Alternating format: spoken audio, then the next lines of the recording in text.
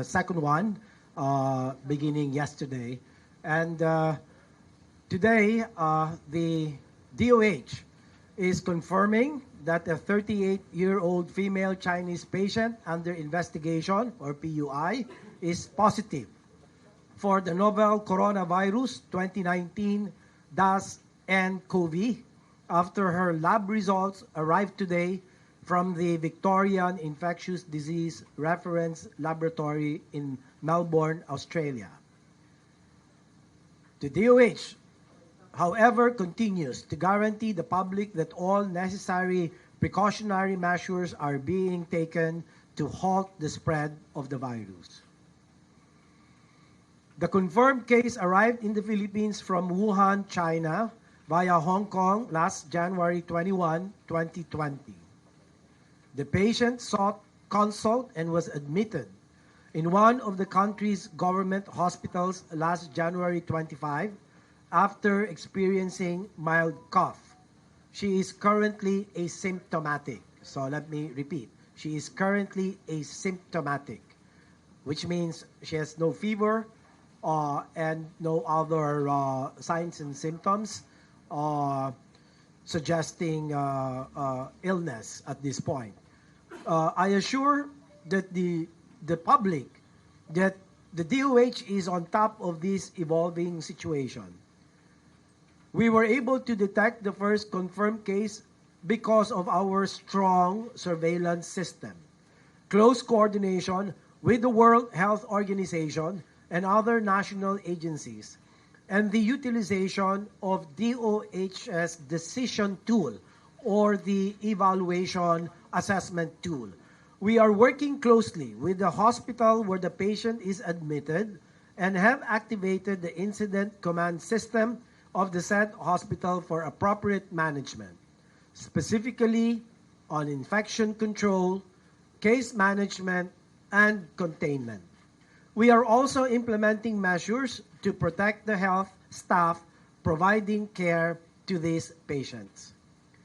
DOH is also in close coordination with the Interagency Task Force on Emerging Infectious Diseases, or EID, which includes representatives of the Departments of Foreign Affairs, DFA, the DILG, Interior and Local Government, the Department of Justice, the Department of Labor and Employment, the Department of Tourism, the Department of Transportation, as well as the Department of Information and Communications Technology, or DICT.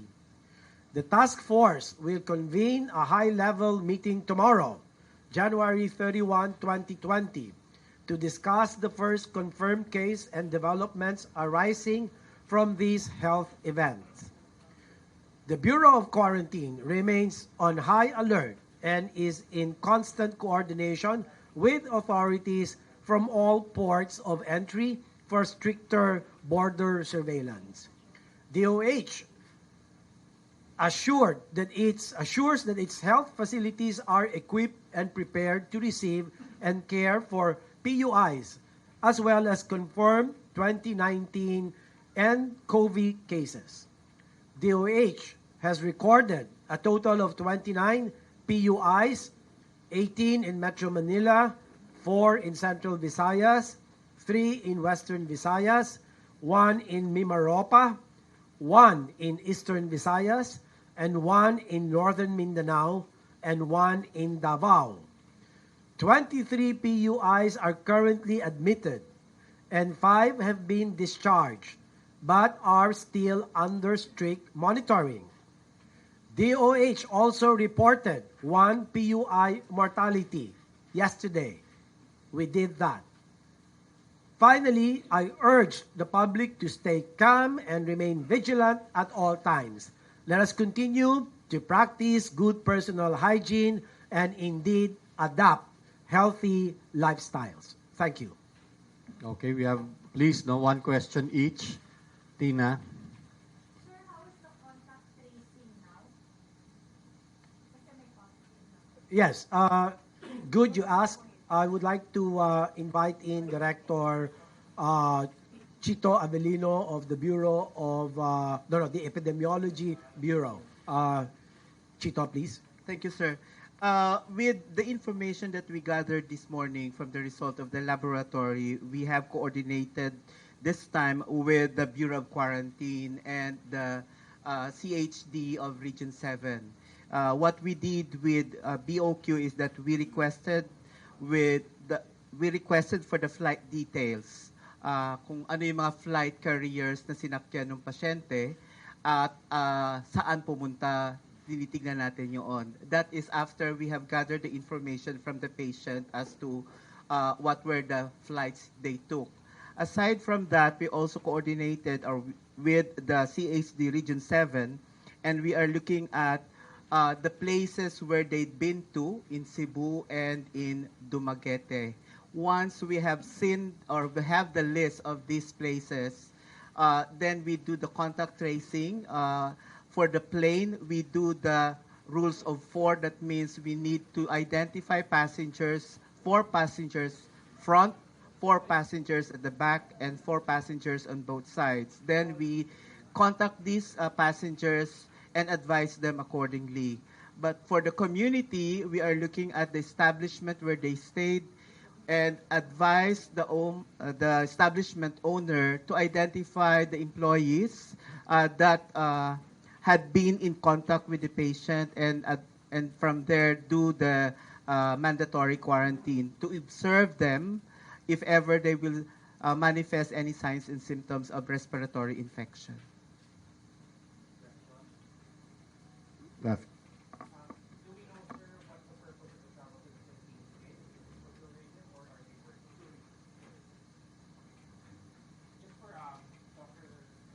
Yeah. An Australian news site has published statistics, and it indicated that the Philippines has 4 cases. Do you have any idea on the current they're citing the World Health Organization? Perhaps they may have some sort of advanced info that we don't have. I'm surprised because we don't have that information either. We don't know how they arrived at that estimate. As you know, estimates are only estimates.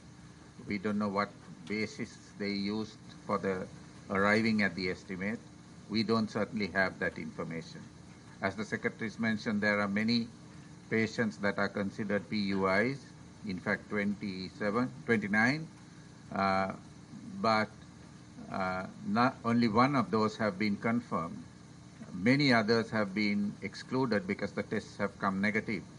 So I have no information as to how this institute arrived at this estimate. Dr. Yan, do you have additional information about this novel coronavirus? Is it a mild virus, or what's the survival rate at this point? So we are reiterating the most recent numbers issued by our headquarters last evening was 6,065 cases reported to WHO with 132 deaths. More recently this morning, the Chinese have reported further increases in numbers and deaths, which have not yet, I believe, been reported to WHO. But among all of these cases, as you see, there's only 132 deaths that have been reported. If you're looking at a mortality rate, you're talking of less than 3% deaths.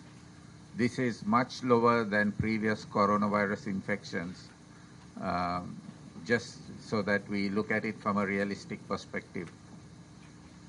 To Dr. Radman, sir, the WHO officials at your headquarters will be meeting today to discuss the global health emergency declaration. If indeed they declare the global health emergency for nCoV, what does that entail? What are the implications? So you're correct. The DG has asked for a reconvening of the emergency committee of the international health regulations that will be relooking at the novel coronavirus situation. Part of this is because of the increased number of cases that are being reported in China, but also increasingly beyond China. I believe we have now confirmed cases from 15 other countries, So this changes the situation from the time the committee met on the last occasion on the 23rd, and they will be looking at whether this current situation and the evidence and knowledge that has been gained since the last meeting now constitutes enough evidence to classify this event as a public health emergency of international concern. Let me explain that. What would that mean? If WHO then decides to classify this as an international emergency, a public health emergency of international concern, it would then mean that we would work with member states to actively stop the transmission of this virus, and that may include restrictions that are agreed with member states to facilitate that process. What those restrictions are, we cannot tell, and that will be based on the risk assessment and the conclusions that the committee reaches this evening. But the aim of the declaration is to prevent the further spread of this disease and to control it as early as possible.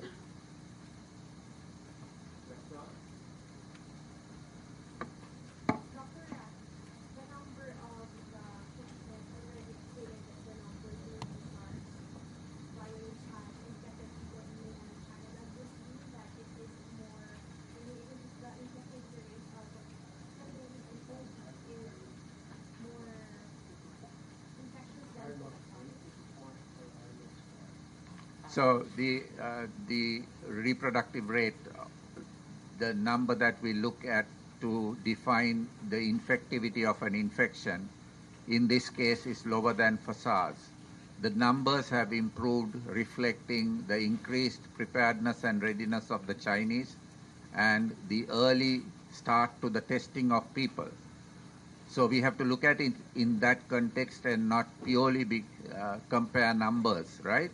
We are talking 17 years later, enhanced preparedness and capacities, and larger populations. So we would have expected to see more numbers. That doesn't actually mean that this infection probably is more infectious than SARS. The numbers that we have currently does not support that.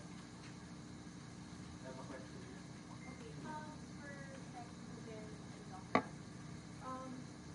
think with the conservation of the case now, people will clamor more for a travel ban. Can you spell out for us why this is the right decision to take now? What is the economic repercussions, the repercussions, the repercussions?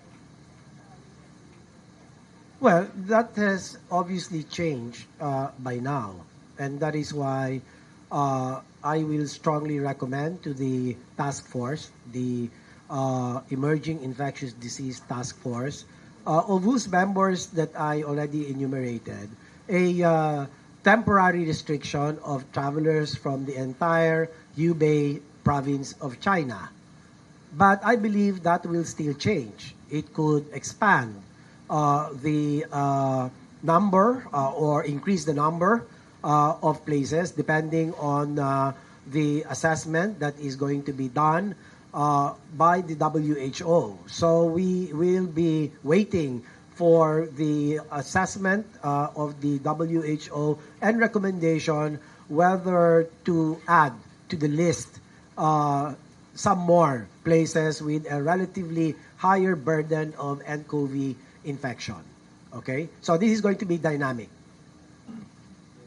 Secretary, we'll be seeing more of these panic people, paranoia. Advice po, are there specific guidelines if ever they feel symptoms or they have a family member who experiences symptoms? What should they do instead of panicking? Yes. Well, that is assuming they haven't traveled to any of the affected places in China. So you and I, it's the season of flu. Every now and then we develop coughs, colds, slight fever. weakness, body malaise, etc. And what I have been saying is to make sure that we should be very conscious about personal hygiene, such as washing of the hands for 20 seconds, palm and at the back of the hands and the digits, make that 20 seconds, and we recommend as often as you can. If not, if you have alcohol, you apply alcohol on your hands, on your palms, and then the cough etiquette, the maintaining the distance of not less than 1 meter apart from the next guy in front, at the back, or at your side. And the hydration, drinking a lot of water, because as I have read yesterday in some articles, it appears that the virus will be difficult to inactivate in low temperatures and low humidity or dry atmosphere.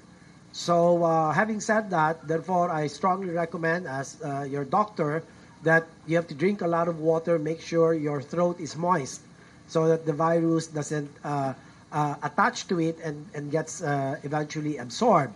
And then, of course, the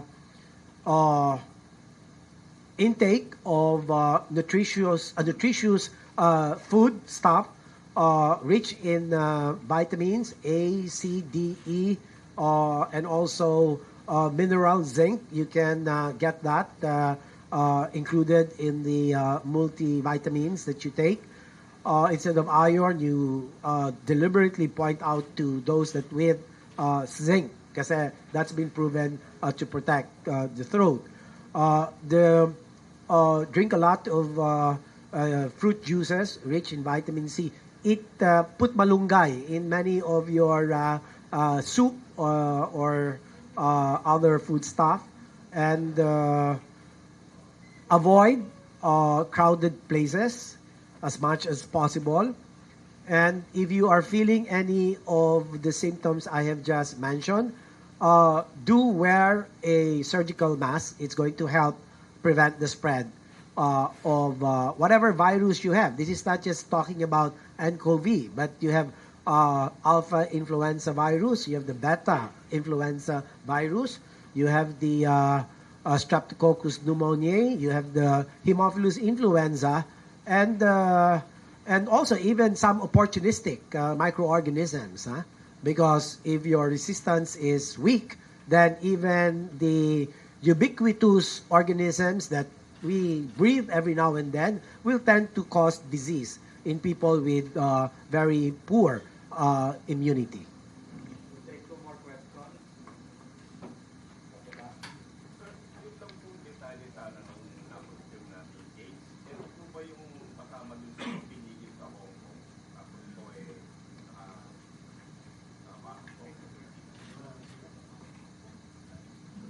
Yung unang naibalita na grupo ng Chinese national na galing sa Hong Kong, iba ito.